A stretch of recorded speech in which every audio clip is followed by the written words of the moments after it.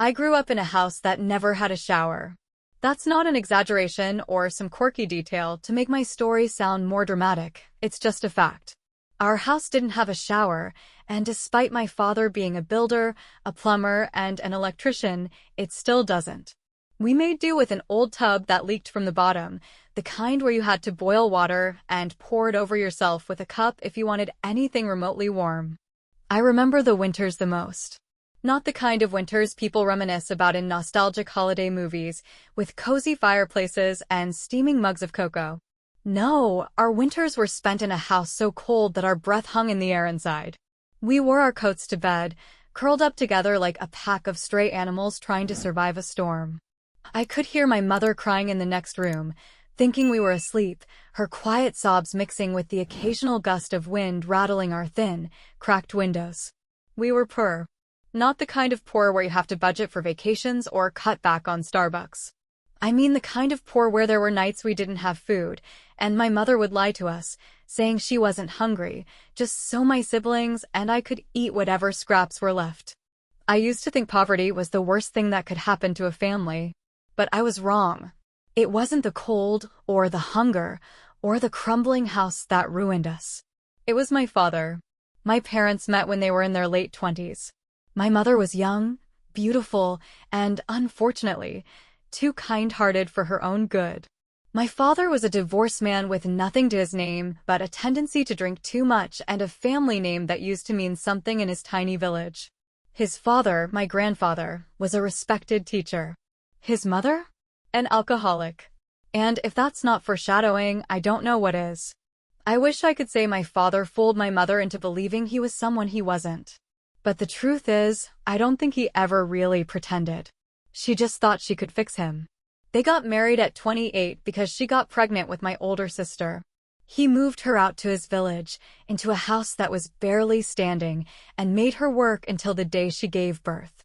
And while she was hauling water and chopping firewood, my father was drinking and cheating, disappearing for days at a time, coming back only when he needed food or money.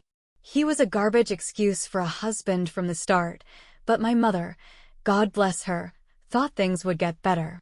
Spoiler alert, they didn't. He hit her for the first time when she was pregnant with me. And she stayed. Because that's what women like my mother do. They stay. I have 4 siblings.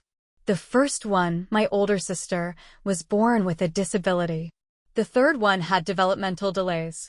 The fourth one was the baby, my father's golden child, spoiled beyond belief. And then there was me. The only normal one. The one who was supposed to take after my father, according to him. You're just like me, he used to say, ruffling my hair like that was some kind of compliment. You're gonna be something great. Just like me. And the worst part? I believed him. For years, I thought my father was some sort of mysterious, worldly man. He was never home, always working abroad, sending money back, just enough to keep us barely surviving, but not enough to make things comfortable. He'd come back once a year, maybe twice, like a ghost who still had unfinished business in our lives. When he did return, he'd bring small gifts, and for those few days, he would act like a real father. He'd sit us down and tell us stories, promise he was going to fix the house, swear that next year would be better. And for those few days, I wanted to believe him. Then he'd disappear again, and we'd go back to starving. For years, I was fine with him being gone. When he wasn't there, my mother was safe. When he wasn't there, we could breathe. But then, in the spring of 2023, everything changed. That was the year my grandfather got sick. The old man had lived with us, helped my mother around the house, tried to be some semblance of a responsible adult in our lives. He was flawed, for sure. Towards the end, he started saying and doing things that made me uncomfortable, things I couldn't quite name at the time but knew were wrong. But still, he was better than my father. And then, one day in May, he died. I was at school when it happened. When I got home, the house was quieter than it had ever been. No crying, no yelling, just an eerie, unnatural silence. My mother sat in the corner of the kitchen, staring at the wall like she wasn't even in her own body. My siblings were huddled together, eyes red, waiting for someone, anyone, to tell them what to do. And my father? My father came home for the funeral. And then, like always, he ruined everything. After the funeral, he started drinking again. Not the kind of drinking where someone has a few beers and laughs a little too loudly. No, this was the kind of drinking where he didn't eat, didn't sleep, just sat in a dark corner of the house, bottle in hand, muttering to himself. He was like that for days, then weeks. And then came the pyramid scheme. A month after the funeral, my father sat us all down. Well, more like he cornered us in the kitchen and announced that he had found a way to make us rich. A real opportunity, he slurred, eyes glassy with alcohol. It was a scam, of course. Even my mother knew it, and she never questioned him. But my father? My father believed it. Believed it so much that he took out a €9,000 loan to invest. And when the scammers told him he needed to put in another €10,000 to get his money back, he turned to my mother. Take out another loan, he demanded. When she refused, he started threatening her, saying he'd kill himself if she didn't, saying she was ruining his future, saying all kinds of things that made my stomach churn. And in the end, he won. She took out another loan. And that was when our lives went from bad to unbearable. I didn't know how much a person could hate until I saw my father punch my mother in front of us, blaming her for his mistakes. I didn't know how much fear could live inside me until I heard him say, while looking directly into my eyes, that if the debt collectors came for us, they'd kill us all, and that they'd take me, the prettiest one, for something worse. I didn't know how broken I was until I started swallowing pills and cutting into my own skin, just to see if I could make the numbness go away. And I didn't know how much I wanted him dead until the day he tried to hang himself in our living room, and I felt nothing. No fear. No sadness. Just the quiet realization that if he died, we'd finally be free. But of course, he didn't die. Because men like him never do. And now? Now, he's still here, ruining our lives, drinking away what little money we have, making us the villains in his pathetic story. And me? I don't know how much longer I can survive in this house without a shower. Or with a father who never stops drowning us. I used to think rock bottom was something you hit once, like falling off a cliff. You crash, you suffer, and then you climb your way out. I was wrong. Rock bottom is a place you sink into slowly. It's the weight of unpaid bills stacking up on the kitchen table. It's the sound of my mother crying at night because she doesn't know how we're going to eat next week. It's my father, sitting in his usual dark corner, smelling like sweat and vodka, cursing at the world like the universe personally set him up to fail. By summer 2023, rock bottom wasn't a place we had hit. It was home. The debt collectors started calling every day. First, they were polite. Mr. Father's name, we'd like to discuss your repayment options. Then, they were firm. Sir, failure to make your minimum payment will result in legal action. Then, they got mean. If you don't pay up, we'll take everything. Your house, your wife's wages, your children's future. You won't have a single thing left. I thought nothing they said could be worse than that. But then one day, my father, in one of his drunken moods, took a call on speakerphone. I'll never forget the words that came next. If you don't start paying soon, they'll come for your family. You know what happens to pretty girls like your daughter in situations like this, right? I swear, for a second, the world went silent. The air left the room. The walls felt smaller. I looked at my father, waiting for him to explode, to defend me, to do something. He just blinked, shrugged. And then? Then he turned to my mother and said, "See what you did?" I didn't sleep that night. I lay in bed, staring at the ceiling, counting the cracks in the paint, feeling my stomach twist into knots so tight I thought I might be sick. The fear I felt wasn't like the fear of failing a test or getting caught sneaking home late. It was something deeper. Something that settled into my bones, made its home inside me. The fear of being trapped. The fear of knowing that no matter how hard I worked, no matter what I did, I'd never escape. Because my father had chained us to his mistakes. And no one was coming to save us. A few weeks later, something inside me snapped. Maybe it was the fact that my mother was working 12-hour shifts just to keep food on the table while my father spent half his salary on alcohol. Maybe it was the fact that my older sister, who already had enough to deal with, was turning into a shell of a person, too beaten down to fight anymore. Maybe it was because I saw my little brother and sister watching all of this, wide-eyed and afraid, and I realized they were growing up thinking this was normal. So, one night, when my father came home drunk and demanded dinner like some kind of king, I did something I'd never done before. I fought back. It started small. "Make it yourself," I said, my voice sharper than I expected. He blinked at me, confused, like the thought had never occurred to him. Then he laughed. "What did you just say?" he slurred, swaying slightly. "You heard me." My mother, sitting at the kitchen table, stiffened. My sister, who was washing dishes, froze. He stared at me for a long moment. Then, just when I thought he might let it go, he slammed his bottle down on the table. "You think you're grown now?" he sneered. "Think you could talk to me like that?" "I think you don't do a damn thing for this family," I shot back before I could stop myself. The second the words left my mouth, I knew I'd gone too far. Because my father? My father was not the type of man you could embarrass. Especially not in front of an audience. I don't remember how it happened exactly. One second, I was standing in the kitchen, heart pounding.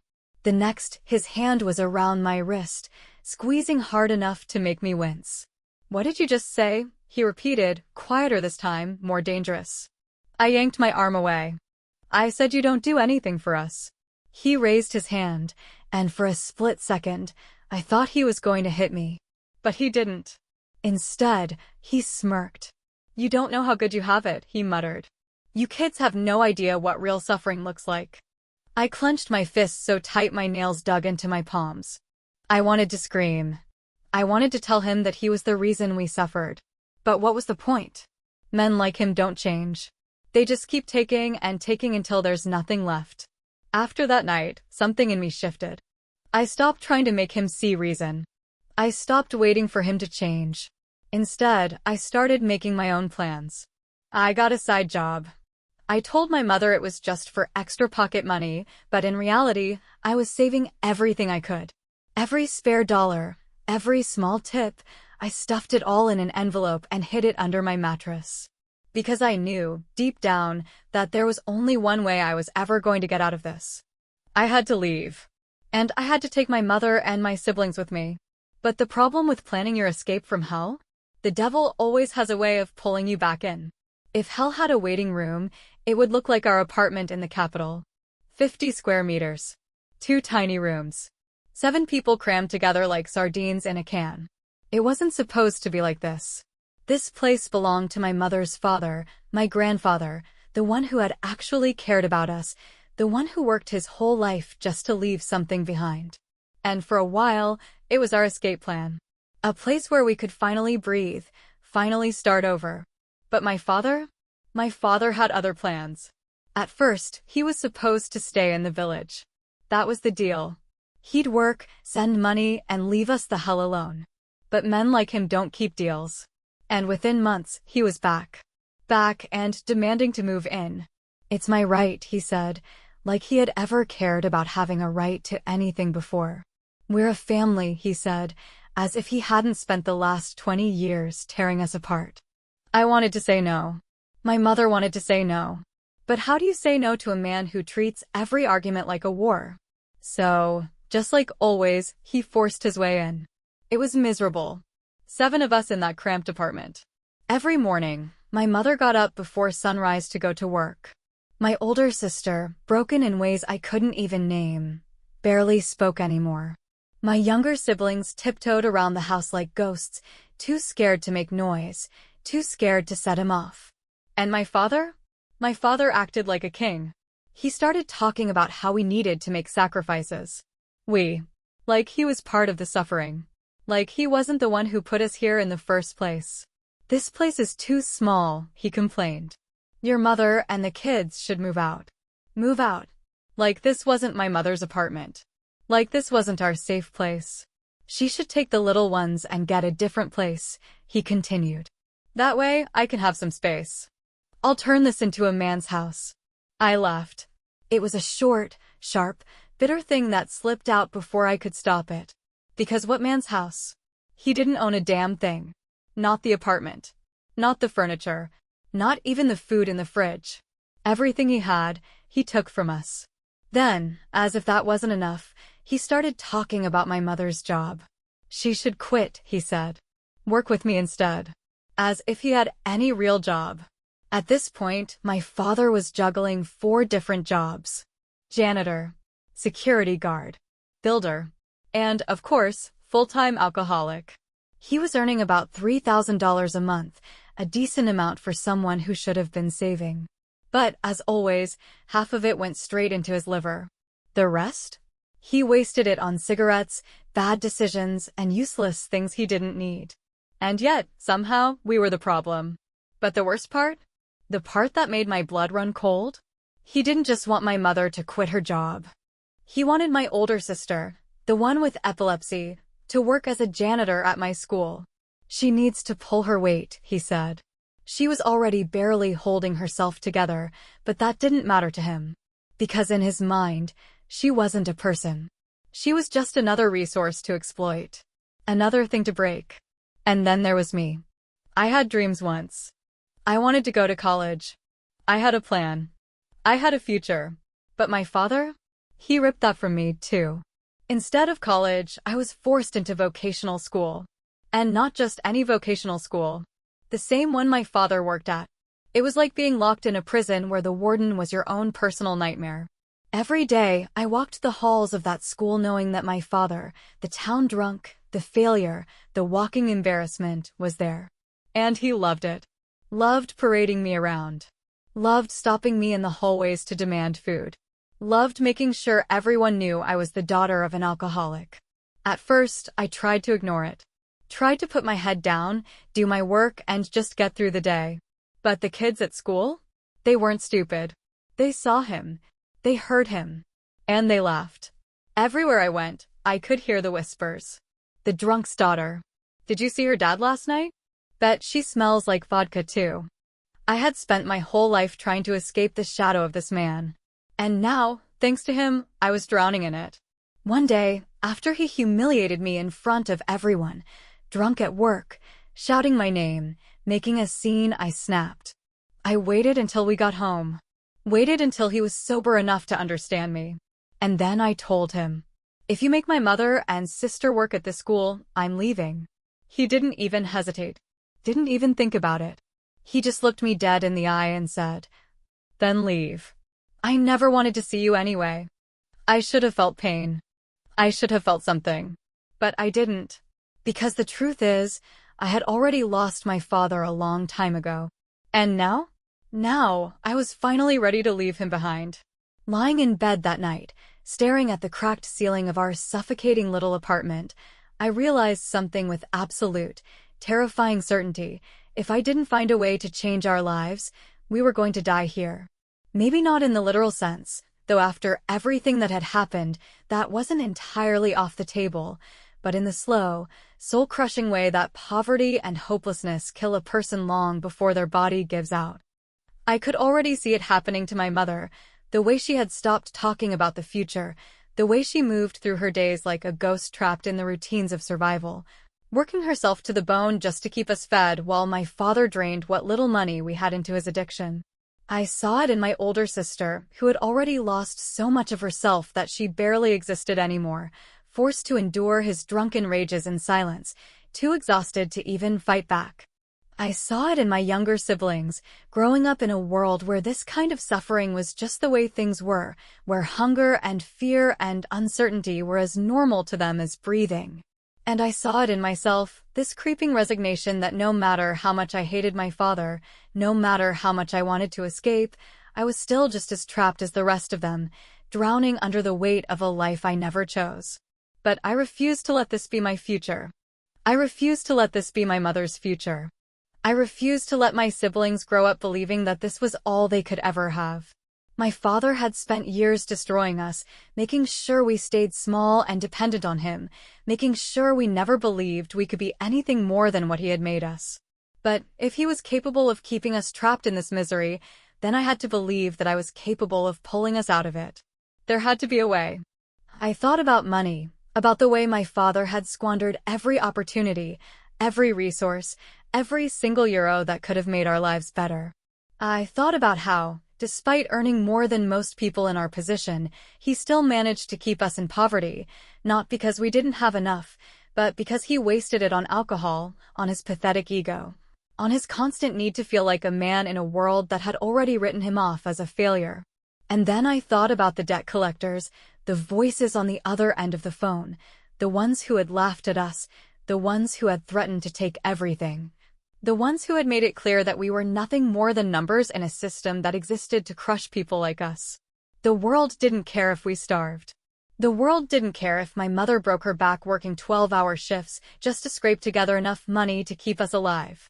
The world didn't care if my sister's condition made it impossible for her to hold down a normal job, or if my younger siblings grew up believing that their futures had already been decided for them.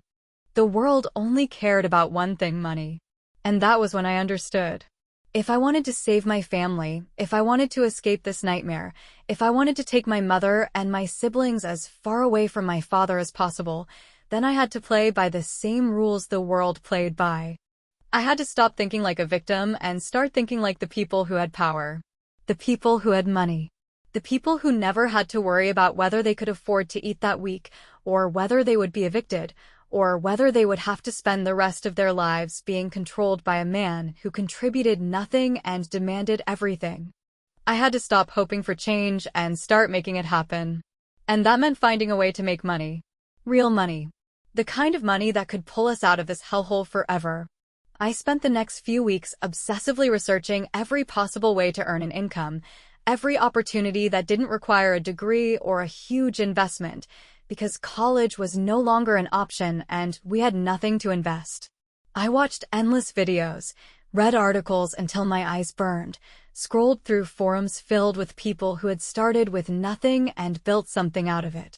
I studied everything: side hustles, online businesses, freelance work, investing, anything that could generate income without requiring me to rely on someone else giving me a chance. I knew that no one was going to save us. I knew that no matter how smart I was, no matter how hard I worked, the traditional path wasn't an option for me. No one was going to hand me a job that paid enough to get us out. No one was going to offer us a way out of this nightmare, out of the goodness of their heart. If I wanted financial freedom, I had to build it myself. At first, it was overwhelming. There were too many options, too many conflicting pieces of advice, too many people selling dreams that weren't real. But I started small.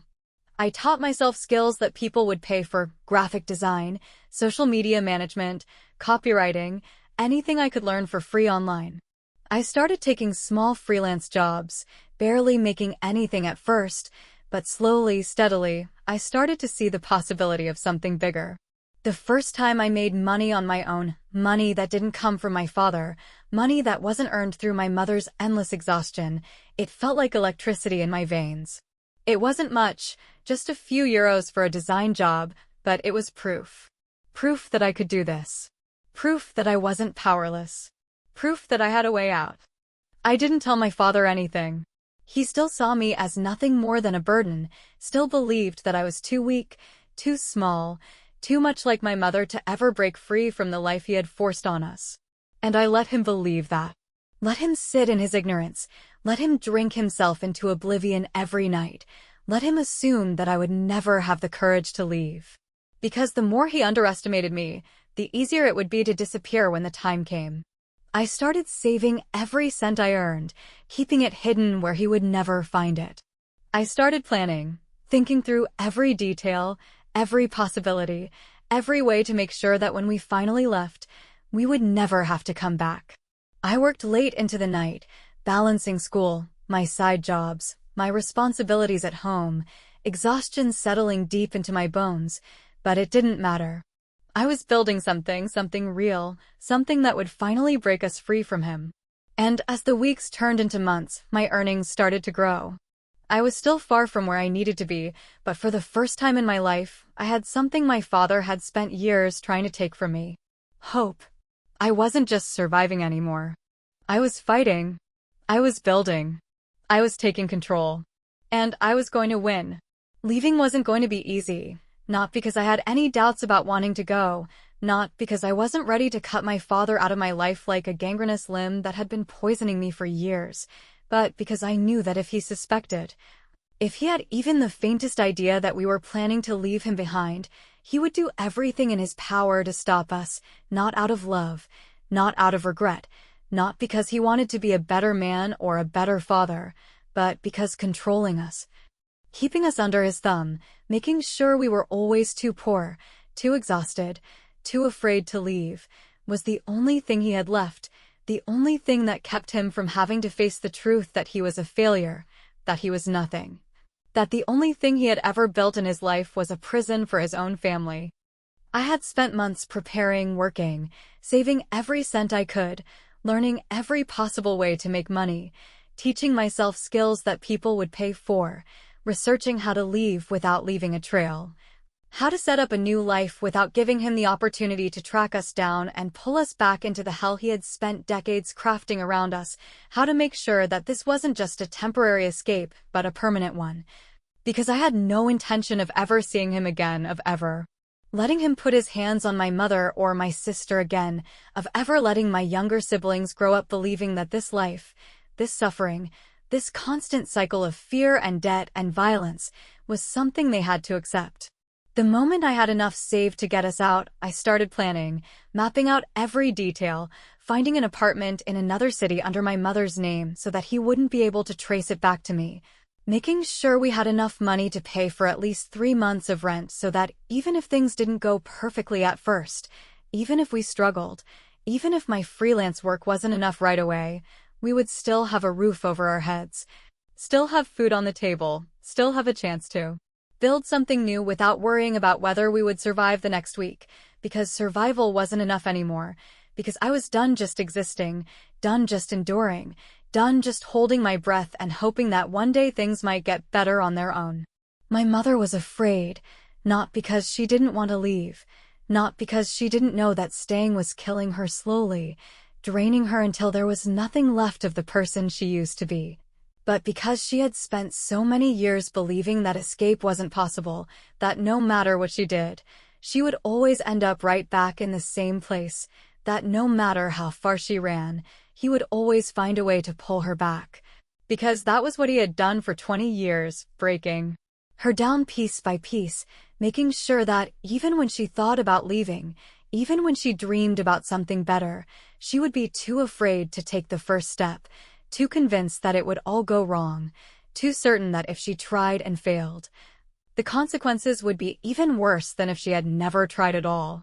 I knew that if I gave her too much time to think, too much time to let the fear creep in, she would hesitate, she would find reasons to wait, to put it off, to convince herself that now wasn't the right time, that maybe we needed to save more, that maybe it was too risky, that maybe it would be safer to wait until he was in a better mood, until he was less angry, until the timing was perfect, because that was what fear did. It kept you waiting for a moment that would never come, for an opportunity that would never arrive, for a day when things would magically be easier, when leaving wouldn't feel like tearing yourself out of your own skin. But I knew that if we waited, if we let him sense even the slightest bit of doubt, he would take it and twist it and use it to trap us again, because that was what he did, and I refused to let it happen.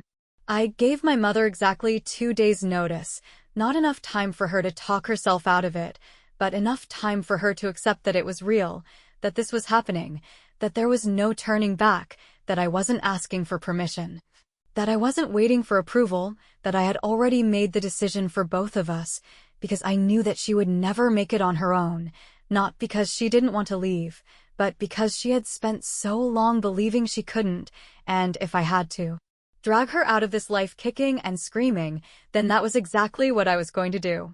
The night before we left, I barely slept, not because I was afraid, but because my mind wouldn't stop racing, because I kept thinking about every possible way things could go wrong, about what would happen if he woke up too early, if he caught us packing, if he locked the doors or took my mother's phone or decided, in one of his violent, drunken moods, that if he couldn't have us, then no one could, and I kept replaying every scenario in my head, every possible way this could turn into a disaster, Every version of the night that ended with us still stuck here, still trapped, still under his control, and I knew that if I let myself dwell on it for too long, I would drive myself insane. So instead, I forced myself to focus on the numbers, on the money I had saved, on the calculations I had done over and over again, making sure that I hadn't missed anything, that I hadn't miscalculated, that we would be able to make it, because failure wasn't an option, because going back wasn't an option, because if we didn't leave now, we never would. When morning came, I moved fast, grabbing only the essentials, making sure my younger siblings were dressed and ready before they even understood what was happening, stuffing what little we could carry into a few bags, not bothering with the things that didn't matter. The things we could replace, because I didn't care about clothes or furniture or anything that tied us to this place, to this life. To him, I only cared about getting out before he woke up, before he realized what was happening, before he had a chance to stop us. We were almost out the door when my mother hesitated, just for a second, just long enough for me to see the fear in her eyes, the doubt, the part of her that was still convinced that this was a mistake, that we would regret it, that we were walking into something even worse, and in that moment, I saw just how deep his control had burrowed into her, how much of herself she had lost to him, how much she still believed that she was powerless, and I knew that if I didn't do something, if I didn't force her to move, she would turn back, she would hesitate too long, she would give him the chance to wake up, and that would be the end of it. I grabbed her hand, squeezed it so tightly that she flinched, and then I pulled her forward, out of the apartment, down the stairs, onto the street, into the waiting taxi, into the future that I had built for us, and for the first time in my life. As the city blurred past the window, as the weight of my father's presence finally started to fade, as the realization of what we had just done settled over me, I felt something I had never felt before. Relief. Because we were free. And he would never touch us again.